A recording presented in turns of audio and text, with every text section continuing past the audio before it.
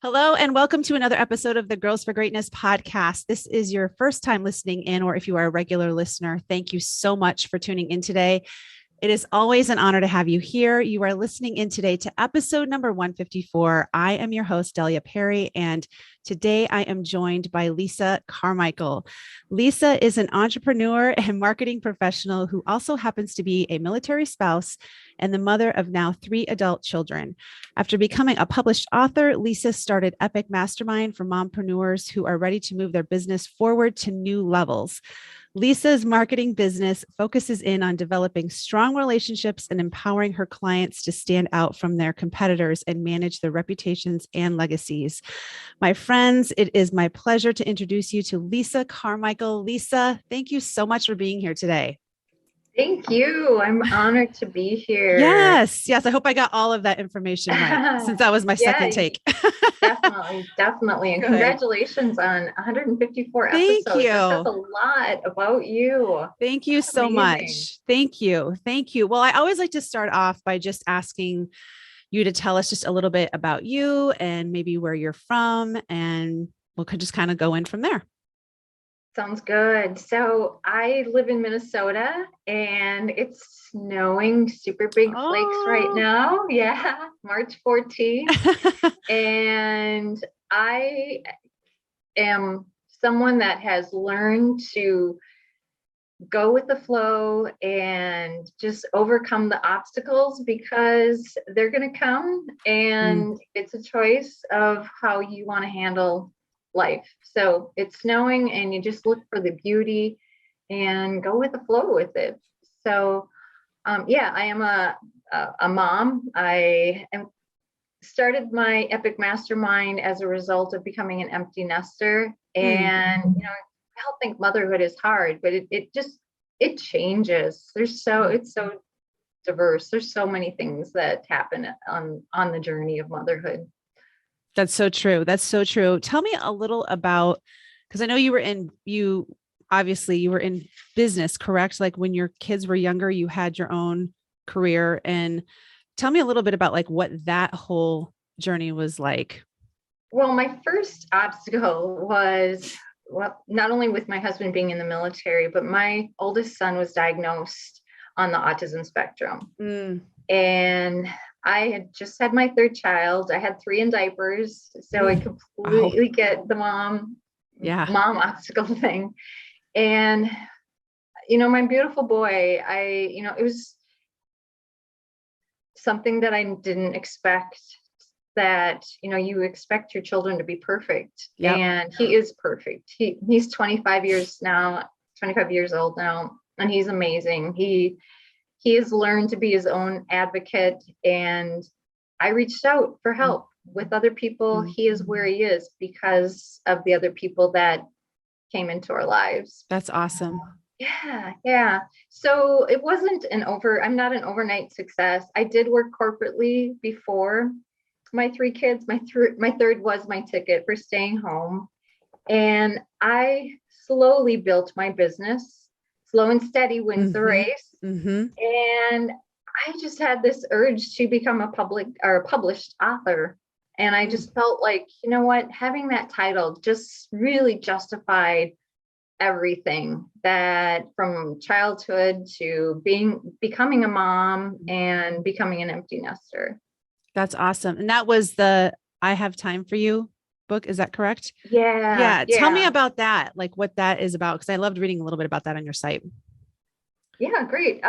It is a book of affirmations. If I could, I just want to explain how it came to be. Yeah. So I was invited to participate in a mentorship program through the military.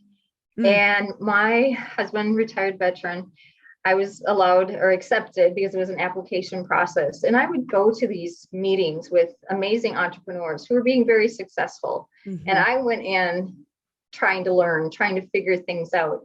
I literally, Delia, I would go in the ladies' restroom during breaks and I would do breathing exercises because I was so overwhelmed. I would be like saying affirmations to myself. I will be okay. Wow. I don't understand. I don't need to understand. And then I'd go back in the meeting and all was good. And it was like, hey, this is working. And so what was going for me in that entrepreneurship group was I was journaling. I was writing daily affirmations. I was trying to reprogram my thinking that I was good enough and that I was worthy of building a successful business and that abundance was coming to me and that I was just waiting for it instead of always grabbing and worrying. Sure. And so the affirmations changed my life, changed my mindset. And I felt, why not share this with other women that they can change their lives too, just by reprogramming what they're saying to themselves, because we beat ourselves up. We're our worst critic. We all know So that. True. So true. And so, yeah, I was encouraged to write a book, and through that support, I felt like, you know what, this was meant to be. That's awesome. The second thing that came out of that mastermind group, it was Epic Mastermind. That's really cool. So tell me, I mean, just from what you said, going back, like, with the affirmations, was it for you like a situation where, you were feeling like you didn't belong in the group? Like, is that kind of where the anxiety and where you were thinking like, I need to take a break and excuse myself for a second and gather myself? I'm just curious, like what those feelings were for you. Kind of like that. That struggling entrepreneur really was kicking my butt when I was seeing these people that were changing the world, traveling the world, making a difference. And I was struggling. And there was someone in the group that called me out. And I don't think she meant to call me out, but she said, well, maybe entrepreneurship isn't for you. Well, I'm like, wow. You can't say that to me. Right. You don't understand. And maybe that was the kick in the butt that I needed to make this work. And I truly believe that group was a gift. And at that point, I made the decision. It was a conscious decision that I was going to take that gift and make a difference for other women and for myself and for my family. I love that. I love that. So after the book is when you came up with the Epic Mastermind. Is that correct? Yeah, kind of. So the other thing that came out of that entrepreneur group was I knew that if this group could make that big of a difference in my life, that this is something that I could share with other people. And hey, if it worked for the military, I knew it could work for any entrepreneur. So I kind of niched it down, and being that my book really is for women, my focus is to help mompreneurs, the women, Girls for Greatness popped up in my eyesight. Yeah. That we are here to support each other. And that's what Epic Mastermind is all about. So I basically, with the blessing of the military group, duplicated their program. And now it's just evolving, and it's just like manifesting into something really wonderful that's really helping the women that are stuck and struggling and don't realize that there are some solutions out there when you put more brains together. Sure. What are some of the things that you feel like you run into the most when it comes to the women that you work with in terms of, especially, mompreneurs, like you said? I mean, I've been one. I've done different things with businesses, and it's definitely a lot to juggle. And you have to really, I think, wrap your head around priorities and what's your way of doing things and what's going to work for you. I mean, there's really I always felt like as much as maybe the business I was involved with wanted to give you some clear-cut guidelines or tell you that this is the way it had to be done. Yeah. Everybody's obviously different. Their schedules are different. Their home life situation is different. But I'm curious for you, like, what are some of the things that you've seen women struggle with most? What I have seen is, it's kind of cliche, but it's kind of a change in the mindset of the can't do versus can do.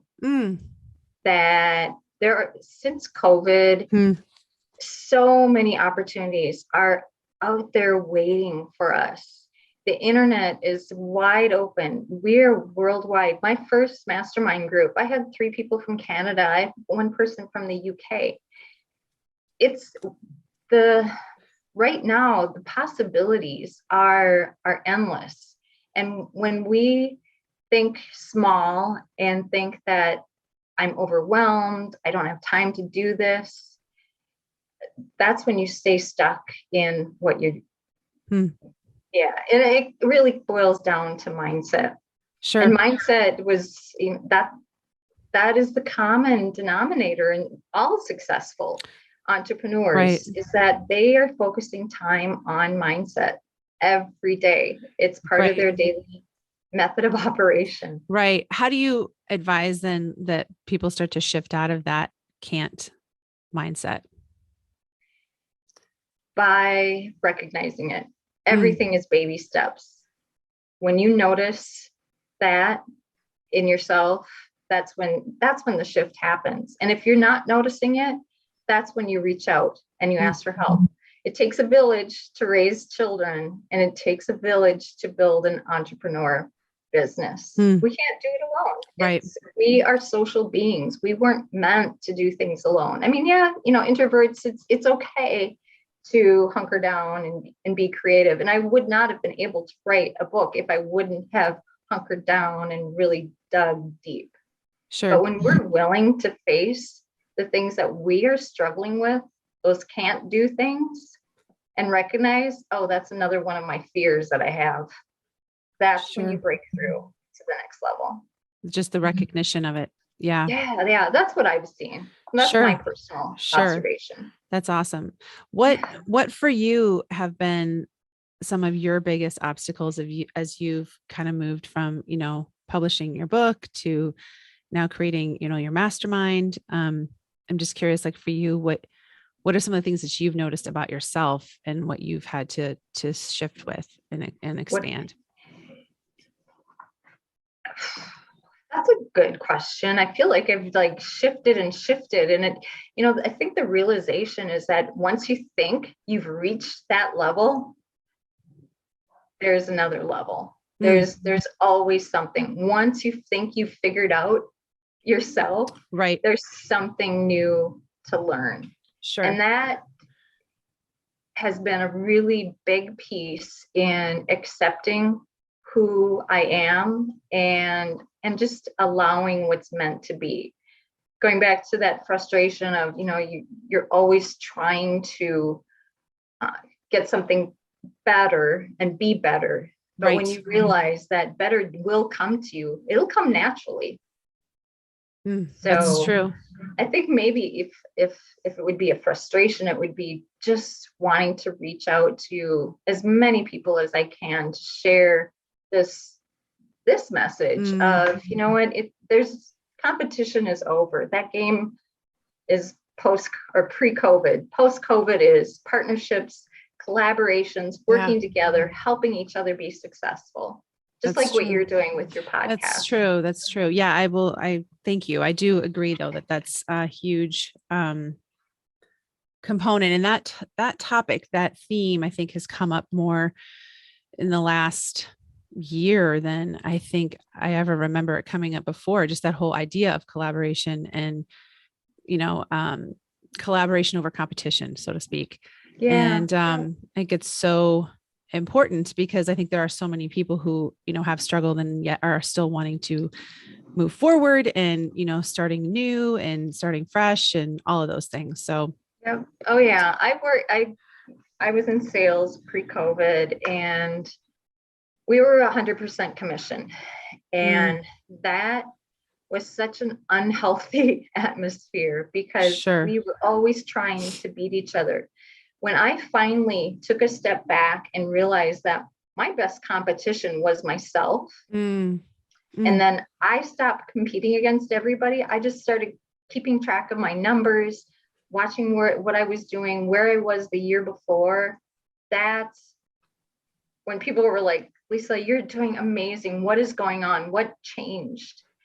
And that was my realization. I could no longer compete against people because it wasn't healthy. I didn't enjoy what I was doing. But when I competed against myself, that changed everything.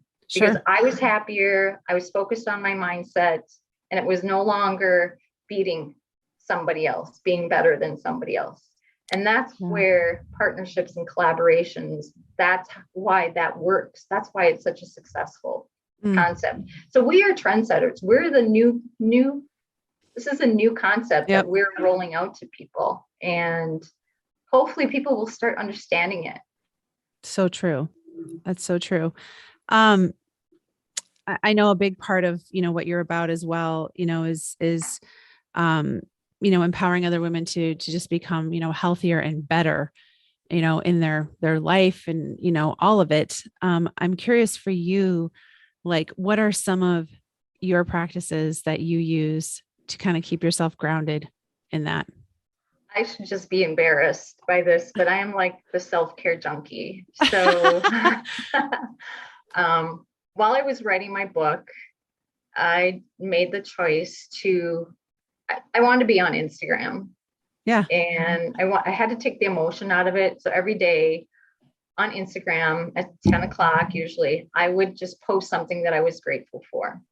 Well, being grateful raises your vibration, and it's a feel good kind of thing. So that's one thing. I get facials every month. I love getting my hydrofacials. I get pedicures. I'm teaching my daughter. She's not a child, she's an adult. I'm doing the things that I know I want to do, and I'm living the lifestyle that I have always wanted to. So I do Pilates. And then this morning I did a cold water plunge, and that definitely will set your mind straight. If you immerse yourself in freezing cold water at 32 degrees for about 3 minutes, you'll be a changed person. I guarantee it. I totally agree. We've been talking about that, you guys. And so, yes, I'm a big advocate of the same. Have you shared that on your podcast? I have not. It's something that I've actually, for those of you listening and watching, whatever, have been trying to embrace as well myself. I'm unfortunate in that I don't live close to a lake. So for me, I've just been using my bathtub and filling it up with cold water and ice every day. And, there's not a day that I want to sit in that. There's not a day that I put my foot in that water and I'm like, oh yeah, this is going to be fun. But oh yeah, no, you really learn a lot about the power of your breath, the power of, I think just what you are capable of mentally, sustaining when you can control your breath, when you can get present to the moment. And, yeah, it's an energizer unlike anything else. I will tell you that. Awesome. It's amazing. I'm so proud of you, Delia. I'm proud of you for doing it alone. For me, I'm going with a group. Yeah. They are there. They're very supportive. And when I'm like stuck in my head, because I'm like, oh my God, it's so cold. It's so cold. I have the support to say, you'll be okay. Yeah. And when you have that support, it just makes it a little bit easier. So you're welcome to come visit me. Yes, I would love it. I would love it. I would love it. That's awesome. No, I love everything that you've shared, Lisa. These are just really, really great words of wisdom. Self-care is just so important. It is. I mean, we hear it over and over again, and until you're really willing to embrace it, it really, you just don't get it. And, self-care is also giving to others, letting go of worrying about, should I do this for this person, but just doing it and not expecting anything. It's one of those sayings of attach yourself to the process and detach to the outcome. That's so true. That's so true. And you're absolutely right. I mean, I know we've talked about this before on here, you guys, the whole topic of self-care and how important it is, and how so often as women, we think we don't have time. We don't have, the resources, whatever, to be able to do, what we want to do to empower ourselves. And it doesn't have to be costly by any means, but it's just taking the time, I think, for yourself to acknowledge, because I totally echo what Lisa said. I think when we are doing that, we are so much better for ourselves, but for others. I mean, I know for myself, when I put everything about me and what I need on the back burner, I'm really not at my best. for Right. anyone else. Yeah. And it's one So of those, like, it's like a gnawing thing. yes. Like, oh, I'm not taking care of myself. I'm not taking care of myself. And then you go Yes. down that rabbit hole of, Right. oh, another day I didn't take care of myself. And Yes. so when you prioritize it and do it, Right. it just, it's amazing. Right. And I wish I would have Right. done a lot more self-care when my kids were Yes. younger. Yes. And I think a lot of that too, the importance of self-care and actually doing it. And you may not feel this in the beginning, but you know that a lot of that comes back to, I believe, your self-worth. And a lot of people, I think, really feel like they're not worth that time. They're not worth that effort. They're not worth whatever. And that is so far from the truth. I don't care where anyone is at today. Mhm. It's so far from the truth. So keep that in mind. Here, I agree. Yeah. Keep that in mind. No, thank you so much, Lisa. I wanted to end with 2 questions that I ask all my listeners. Oh, So the first one is, tell me 3 words that best describe who you really and truly are. Unique. Mm, I'm embracing unique yep. and